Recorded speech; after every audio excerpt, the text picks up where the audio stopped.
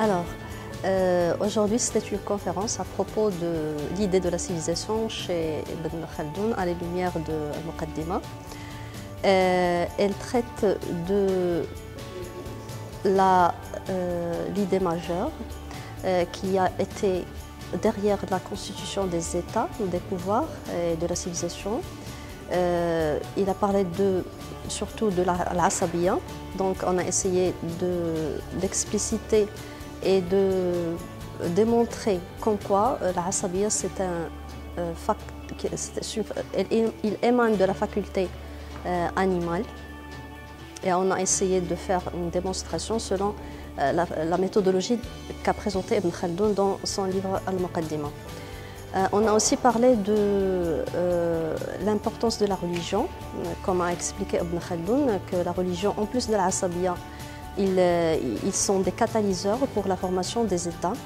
Et à un certain moment, si les deux ou l'une d'eux qui se fragilise, il y a la décadence de l'État.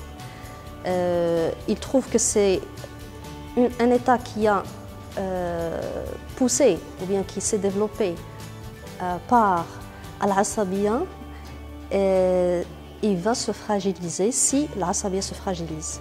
Mais par contre, un État qui se développe par l'asabiyya, mais surtout en plus de la religion, alors il y a toujours ce vecteur de la religion qui a la possibilité de donner une certaine revivification à la communauté.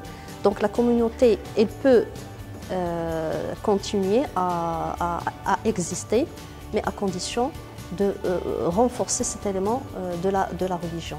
Et à ce moment-là, on ne parle plus vraiment d'un pouvoir, mais on parle de la Oumma. Merci.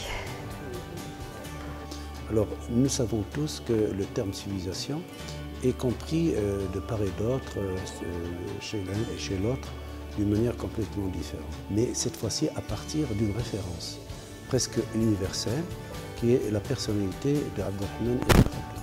Alors, Dr Iman Rouini a fait son effort pour essayer de montrer l'idée de la civilisation chez Ibn Khaldoun et comment nous, on peut tirer parti à travers notre monde actuel et comment on peut actualiser cette expérience ou bien ces leçons qui ont été tirées. Je crois que la discussion a été très pertinente.